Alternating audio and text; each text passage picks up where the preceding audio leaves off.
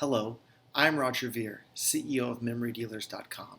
A little over 2 years ago, I made a bet for $10,000 that Bitcoin would outperform gold, silver, the US stock market, and the US dollar by more than 100 times over the next 2 years.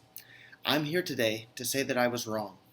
In reality, it took about 2 years and 2 months for Bitcoin to outperform everything else by more than 100 times. Over that time, gold and silver are down. The stock market is up about 45%, but Bitcoin is up more than 15,000%, or more than 300 times everything else. In the preceding time, we have seen the use of Bitcoin spread to millions of users around the world. Bitcoin businesses such as BitPay, Coinbase, Blockchain.info, and more have received tens of millions of dollars in VC funding and are expanding their operations into countries around the globe. Shopping cart platforms like Shopify.com with over 70,000 stores have integrated Bitcoin as a payment method.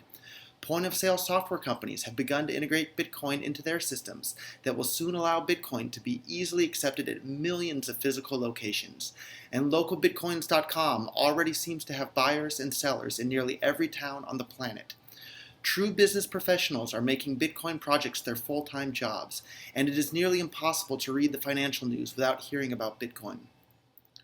Because of all these exciting developments, I'm more confident than ever that Bitcoin is on its way to mainstream adoption and changing the lives of everyone on the planet for the better. However, since I was off by a few months regarding the time frame for the bet, I've decided to donate 1,000 Bitcoins that were worth only $10,000 at the time I made the bet, but are now worth well over $1 million to the organization that published the books and articles that allowed me to understand just how important Bitcoin would become. That organization is the Foundation for Economic Education, or FEE.org. By reading books and essays published by this organization from such intellectual giants as Murray Rothbard and others, I learned that those who want to control their neighbors' activities through the violence of the state are economically ignorant, morally deplorable, and will always fail to reach their desired goals. I will proudly continue to promote Bitcoin full-time because I see it as the best chance the world has ever seen at creating a more peaceful society in which all human interactions are voluntary and outside groups of people calling themselves the state are no longer able to violently interject themselves into the affairs of others. If these ideas are of interest to you, or you simply want to know more about my motivation for becoming involved with Bitcoin, I would ask you to Google voluntarism, the non-aggression principle, or read anything by Murray Rothbard. Most importantly, continue to use Bitcoin every chance you have in both your private and professional life. It is one of the most important inventions ever created. Today is November 30th, 2013, and Bitcoin is about $1,100. All right. So first of all, thank you all for coming to this talk. I know there's been a lot of interest in figuring out what the heck is this Bitcoin thing. I'm going to do you one step further, and I'm going to tell you a little bit about why I think Bitcoin is one of the most significant innovations of our time. I got to go fast, so I got to jump straight to the point. That answer is trust.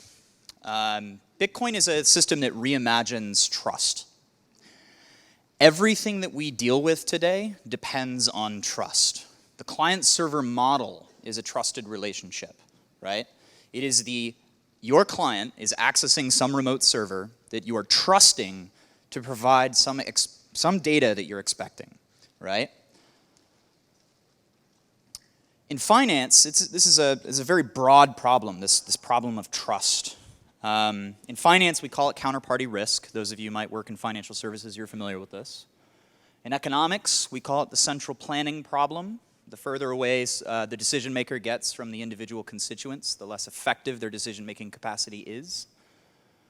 And in computer science, we call it the Byzantine generals problem. You have a cluster of nodes, a set of servers, or machines that are responsible for doing some sort of work. You don't know which of those servers has been compromised, which one of those machines is just had a bit flipped, or maybe has a corrupt hard drive.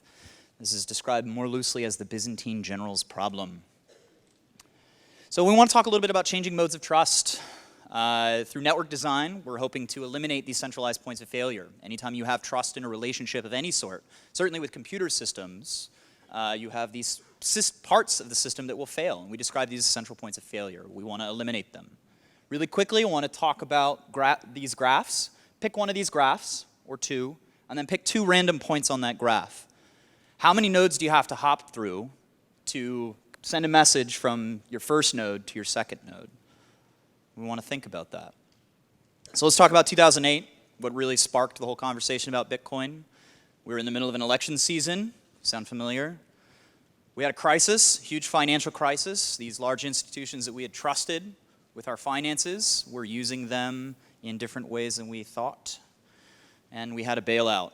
We had another large centralized institution use money and spend it to bail these centralized points of failure out. So what is Bitcoin? The general idea, it's an immutable database. It's spread out. Everybody keeps a copy of the database, and you can verify proofs against that database. And we're building not just an Internet of Things, but an Internet of Commerce. We're building payment systems. We're building stored value systems. We're building smart contracts. We're building everything you imagine in the current web, in the current Internet, in the current technology world is being built on top of this immutable database now.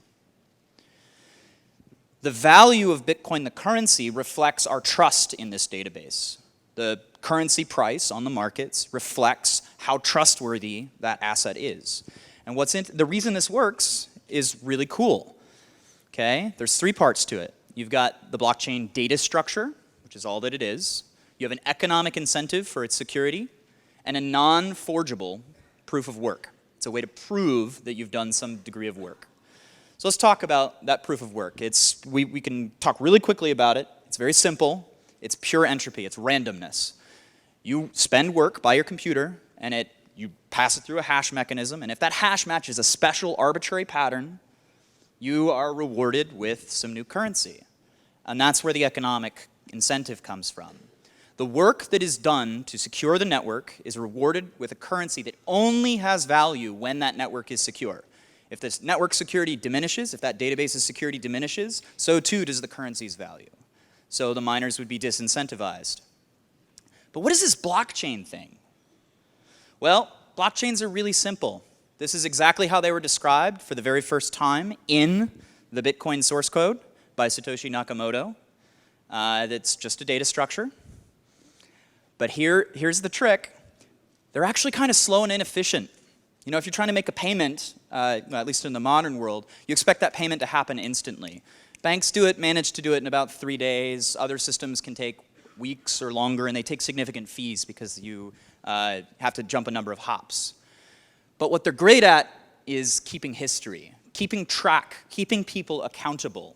And that is what helps us restore trust. Bitcoin is a trust anchor. Provides a degree of certainty for any system that requires a shared perspective. And it's my belief that for that reason, Bitcoin is the most innovative thing that exists in our time and will continue to be so.